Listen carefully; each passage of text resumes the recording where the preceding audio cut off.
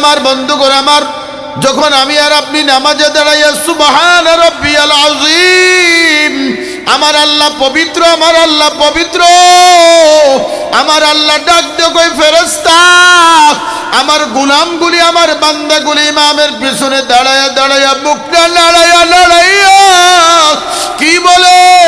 ফেরেশতারা বলে আল্লাহ তুমি নাকি পবিত্র, তুমি নাকি পবিত্র। ফেরেশতারা কয় আল্লাহ তোমার গোলামগুলির নাপাক জবান দিয়া, ওই নাপাক জবান দিয়া তোমারে পবিত্র পবিত্র বলে স্লোগান দেয়,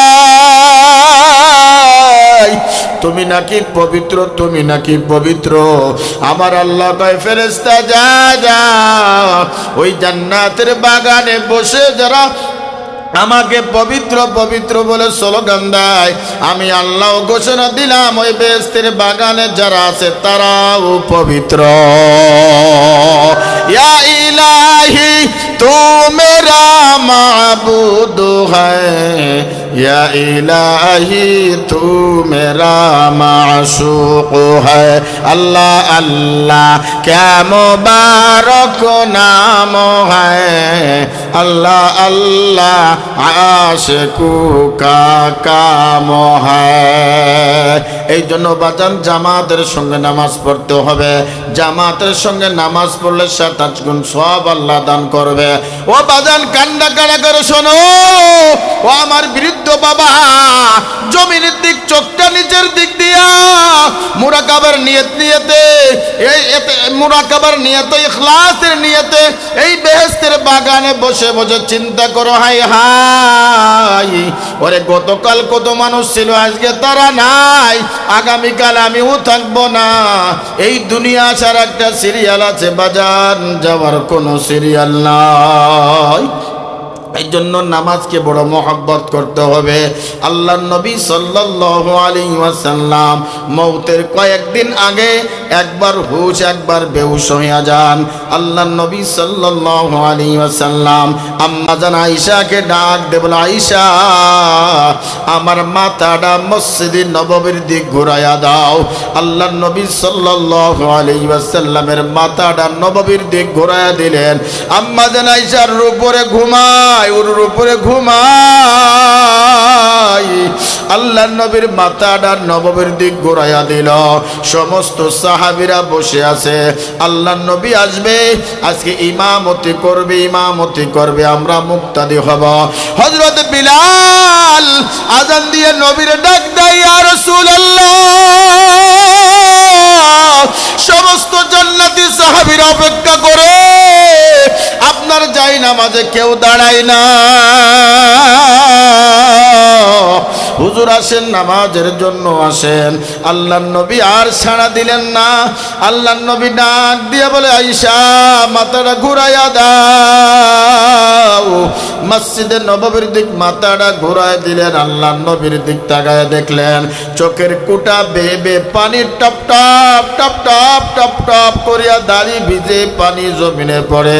আম্মা জান আয়েশা জিজ্ঞাসা করলেন, ইয়া রাসূলুল্লাহ, ইয়া হাবিবাল্লাহ, আপনি কেন কান্না করেন?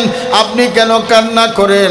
আয়েশা শোনো শোনো, কান্না দুই প্রকার, একটা হলো সুখের কান্না, একটা হলো দুঃখের কান্না। বাজান দেখবেন অনেক মানুষ চোখে এমনি পানি চলে আসে, আর একজনের কান্না দেখলেই পানি আসে। অনেক মানুষ আবেগে কান্না করে দেয়, আর একটা কান্না আছে মানুষ মারলে আঘাত করলে কান্না আসে। আল্লাহ নবীর সাহাবীরা, জান্নাতে সাহাবীরা মসজিদে নববীতে বসা, কেউ সামনে যায় না, ভয়ে সামনে যায় না। জীবনে আল্লাহর নবী যতদিন বেঁচে ছিলেন একটা দিনও আল্লাহর নবীর এই জায়নামাজে কোনো সাহাবী দাঁড়ায় ইমামতি করেন নাই। হযরত আবু বকর বসা বাজান, হযরত ওমর বসা, হযরত আলী বসা।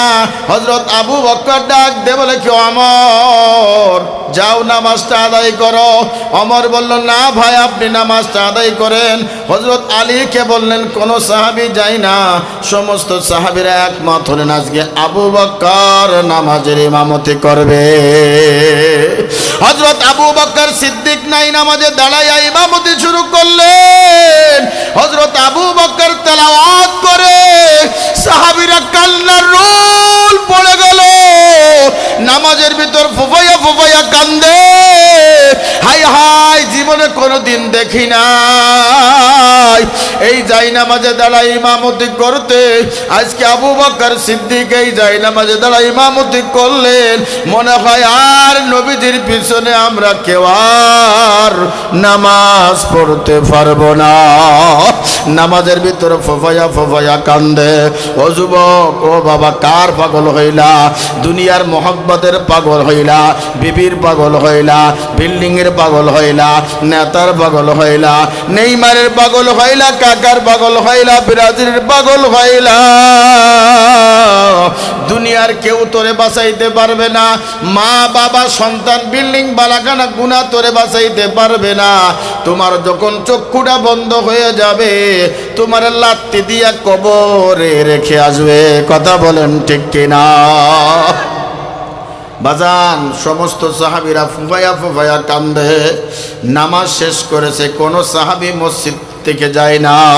হযরত আবু বকর কান্দে, হযরত আলী কান্দে, উসমান কান্দে, হযরত ওমর কান্দে, সমস্ত বিলাল সব থেকে বেশি কান্দে। বিলাল ডাক দে, বলে আবু বকর রে, আমার আজান শোনার সঙ্গে সঙ্গে নবীজি মসজিদে হাজির হয়ে যাইতো। আজকে আমার আজান শুনিয়া মসজিদে আল্লাহর নবী আসি নাই, আর কি নবীজির পিছনে নামাজ আমরা কি পড়তে পারবো না? সবাই কান্না শুরু করেছে বাজান। হযরত আলী রাদিয়াল্লাহু তাআলা আনহু, হযরত আবু বকর, উসমান, সমস্ত সাহাবীরা কান্দে। হযরত ওমর দাঁড়ায়া বললেন, শোনো শোনো, কেউ যদি এখন থেকে বলে নবী আর নাই, নবী আর আসবে না, তার গর্দান ফেলে দেব, কেউ কান্না করবেন না। হযরত আবু বকর ডাক দিলেন, ওমর, নেতাগিরি সব জায়গায় চলে না, এখন তোমার নেতাগিরি চলবে না, নেতাগিরি চলবে না। আল্লাহর নবী সাল্লাল্লাহু আলাইহি ওয়াসাল্লাম আম্মা জান আয়েশার উপরে ঘুমায়। আল্লাহর নবী দেখে চোখের কুটার বেয়ে বেয়ে পানি টপ টপ টপ টপ করে পড়ে। আম্মা জান আয়েশা জিজ্ঞাসা করলেন, ইয়া রাসূলুল্লাহ, ইয়া হাবিবাল্লাহ, এই নামাজের দৃশ্য দেখে আপনি কেন কান্না করেন? আল্লাহর নবী ডাক দিলেন, আয়েশা শোনো, এই নামাজকে প্রতিষ্ঠিত করার জন্য আমার তায়েফের জমিনে আমারে মারছে, এমন মারানা মারছে, একবার না দুইবার না তিনবার বেহুশ হয়ে পড়ে গেছি। ওই কাফেররা এত জোরে ইট পাথর মেরেছে, আমরার চামড়া বেদ হয়ে, গোস্ত বেদ হয়ে হাড্ডিতে লাগছে। টপ টপ টপ টপ করে রক্ত ঝরতে ঝরতে পা মোবারক রক্ত ভরে গেছে। একবার নয় দুইবার নয়, আমার তিনবার তায়েফের জমিনে মারে। তায়েবের পাহাড়গুলি ডাক দে বলে, ইয়া রাসূলুল্লাহ, আপনি অনুমতি দিন, আমি তায়েব বেশিকে আমি ধ্বংস করে দিই। আল্লাহর নবী মায়ের নবী ডাক দে বলল, ও তায়েবের পাহাড়েরা শোনো, আমার এরা চেনে না, এদের ছেলেগুলি অবশ্যই আমার চিনবে। এই জন্য মায়ের নবী বিশ্ব নবী মুহাম্মদ আরবির নামাজের জন্য কত কষ্ট করেছে। একদিন নয়, দুই দিন নয়, 63 বছর নামাজের ফিকির করেছে। আল্লাহর নবী আয়েশা ডাক দিল, আয়েশা শোনো, আমার এই চোখ দিয়ে কোনো কষ্টের কান্না না, কোনো দুঃখের কান্না না। আমি আমার আবু বকর দিক তাকায়া দেখলাম, আমার আবু বকর আজকে ইমামতি করলার সঙ্গে আমার মনটা ভরিয়া গেছে। এই মুহূর্তে যদি আমার রব আমাকে নিয়ে যায় তার দিদারে, আমার একটু টেনশন থাকবে না, একটু কষ্ট লাগবে না। আমি চলে যাওয়ার পরও আমার উম্মতেরা কিয়ামত পর্যন্ত এইভাবে কাতারবদ্ধ হয়ে নামাজ পড়তে পারবে। মাকুম সুসতে সলাতে বন্দগানা ফাওয়াইলুল লিল মুসাল্লিন আল্লাযিনা কুল ইন্না সলাতি ওয়া নুসুকি ওয়া মাহইয়ায়া ওয়া মামাতি লিল্লাহি রাব্বিল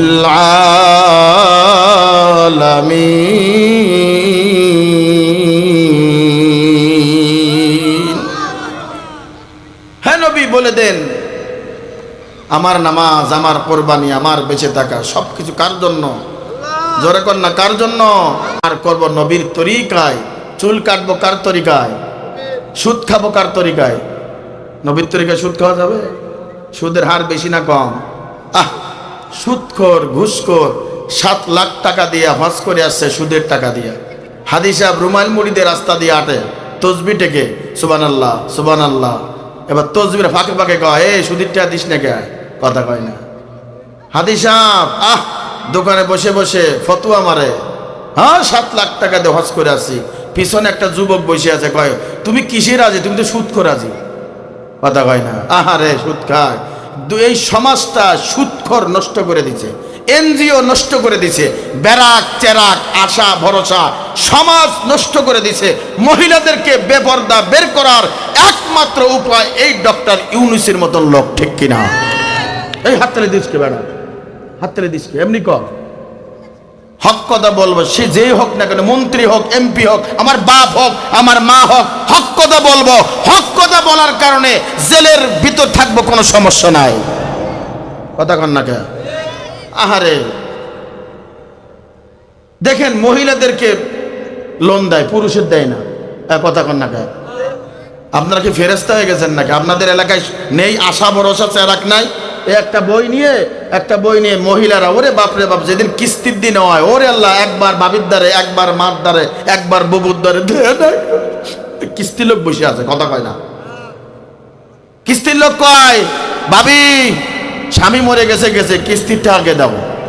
ডিম বেচাটিয়া, মুরগি বেচাটিয়া, হলুদ বেচাটিয়া, স্বামীর পকেট মারাটিয়া সব দিয়ে দেয়, কথা কয় না। কেন? কর্জে হাসানাত উঠে গেছে, মানুষের ধার কর্জ উঠে গেছে, মানুষের ভিতর গুনাহ ঢুকে গেছে, নেক আমল উঠে গেছে। প্রত্যেকটা বাড়ি বাড়ি 2-1টা কিস্তির বই আছে। আর যারা ব্যবসা করে এদের দোকানেও দেখবেন 2-1টা বরকতের বই আছে।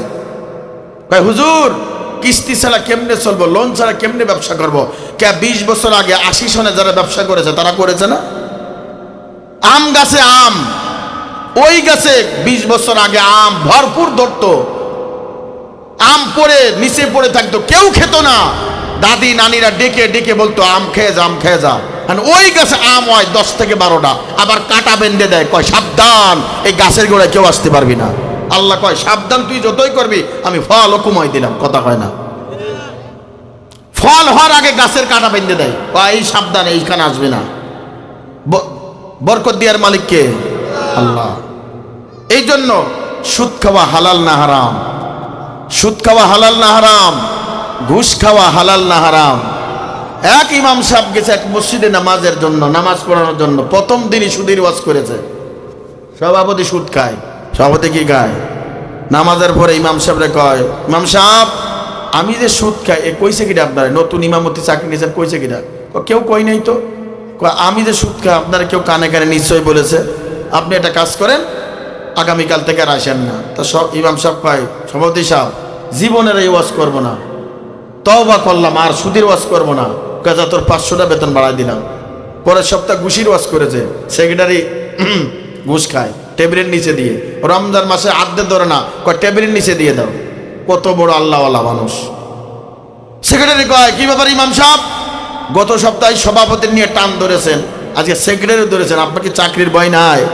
কি সমস্যা? আমি যে ঘুষ খাই, কইছে কেটে আপনার? নিশ্চয়ই কেউ বলে দিয়েছে আমার শত্রুপক্ষ, আপনার চাকরি শেষ।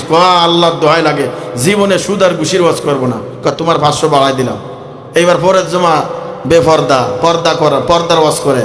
মানে কেশিয়ার বউ পর্দা করে না, আছে না? ইমাম সাহেবের বউ পর্দা করে না, কেশিয়ার বউ পর্দা করে না, চেয়ারম্যান বউ পর্দা করে না, কিন্তু ওরাই সমাজ চালায়, মসজিদ চালায়, ইমাম চালায়, কথা কন না। 16টা বছর চালাইছ, জাতির পিতা ইব্রাহিমের নাম আমরা বলতে পারি নাই, বঙ্গবন্ধুর নাম বলা হয়েছে জাতির পিতা, আর বলতে চাই না। ওপেন জাতির পিতা ইব্রাহিম, ঠিক কিনা? আহারে জেলখানায় ঢুকাইছো, রিমান্ডে দিছো, আইনা করে দিছো।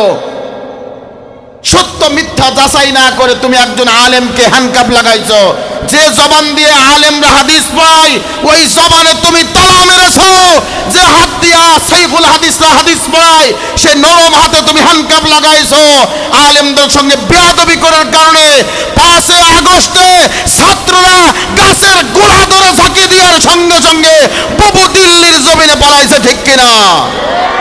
এখান থেকে প্রমাণ দেখা গেল, নেতা তোমার বাঁচাইতে পারবে না, পীর তোমারে বাঁচাইতে পারবে না। নেতা যদি বাঁচাইতে পারতো তাহলে শেখ হাসিনা ওই চাচাকে নিয়ে যেত, ওবায়দুল কাদেরকে, ওই আল্লাহর ওলি সালমান এফ রহমানকেও নিয়ে যেত। কথা কন না ঠিক কিনা? নেতা তোমারে ফেলে চলে গেছে, বোঝা গেল দুনিয়ায় কেউ তোমারে বাঁচাইতে পারবে না। যদি বাঁচাইতে পারে একজন বাঁচাবে, হাত উঁচু করে বলো তার নাম কি? আল্লাহ। তার নাম কি? ঘুষ সুদ সমাজ থেকে যখন উঠে যাবে তখন সমাজে শান্তির প্রভাব শুরু হয়ে যাবে। কখন সুদ উঠবে, ঘুষ উঠবে? যখন এই জমিনে কোরআনের আইন বাস্তবায়ন চালু হয়ে যাবে। চোর যারা চুরি করবে হাত কাটা হবে। এই আইন যখন চালু হয়ে যাবে, রোডের বদলে কেউ বাস দিবে না। কথা কয় না রে ভাই, কথা কয় না, দেয় কি না? আহারে কপাল ভোড়া, তেলের দাম 300 টাকা, পেঁয়াজের দাম 150 টাকা। দেখে নেতার ঘরে টেবিলের নিচে খাটের নিচে পেঁয়াজ ভরা, গরিবরা ধুকে ধুকে মরে। কথা কয় না? সারাদিন একটা লোক রিক্সা চালাইছে 400 টাকা। ওই যে মোড়ে একজন সার্জেন্ট থাকে, পুলিশের সার্জেন্ট, 500 টাকার মামলা দিয়ে দিয়েছে। কেন তুই ডান দিক থেকে না ঘুরে বাম দিক দিয়ে ঘুরলে? কারণ দেশে 500 টাকার মামলা। সারাদিন চালাইছে কয় টাকা? মামলা দিছে কত? 100 টাকা। কোথার থেকে আনবে? পাও হাত বদলে কয় স্যার আর জীবনে আসবো না।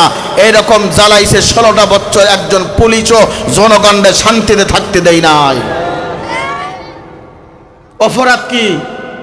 অপরাধ হলো আলেম ওলামা জেলখানায় গেছে। অপরাধ হলো একটাই, হকের কথা বলছে। কথা বলতে হবে হকের কথা, কোরআনের কথা বলতে হবে, হাদিসের কথা বলতে হবে। আমাকে যদি জেলখানায় আবদ্ধ করে আবার রাখে কোনো সমস্যা নাই, কারণ ইউসুফ আলাইহিস সালাতু ওয়াস সালাম একদিন নয়, 2 দিন নয়, 9টা বছর জেলখানায় আবদ্ধ ছিল। ওই 9টা বছরেই ওই দেশের জমিনের ভিতরে অভাব অনটন মহামারী লেগেই ছিল। যতদিন পর্যন্ত এই বাংলার জমিনে হক্কানি আলেম জেলখানায় ছিল, করোনা ভাইরাস এগুলা ওগুলা চলতেই আছে। বোঝো না তুমি? দুধু খাও। আলেমদেরকে জেলখানায় ঢোকার কারণে এই অত্যাচার নিপীড়িত আল্লাহর গজব দিয়া তোমাকে ধ্বংস করেছে। ঠিক কিনা? আলেম ওলামা বলেছিল তোমরা মূর্তি বানায়ও না, মূর্তি বানানো সম্পূর্ণ কোরআন হাদিসি আইন নিষিদ্ধ, হারাম হারাম। তোমার বাবার ছবি টাঙ্গায়ও না। এমন পচাইছে তোমার মেয়ে, তোমাকে বঙ্গবন্ধুর মাথার উপরে প্রস্রাব পায়খানাও করে দিছে। ঠিক কিনা? এটা তোমার বাবার দোষ না, তোমার দোষ। কেন আলেমদের কথা শোনো নাই? একজন আলেম রাজনীতি করে চেয়ারের লোভে না, গদির লোভে না। কখন রাজনীতি করে, কখন জমিনে নামে?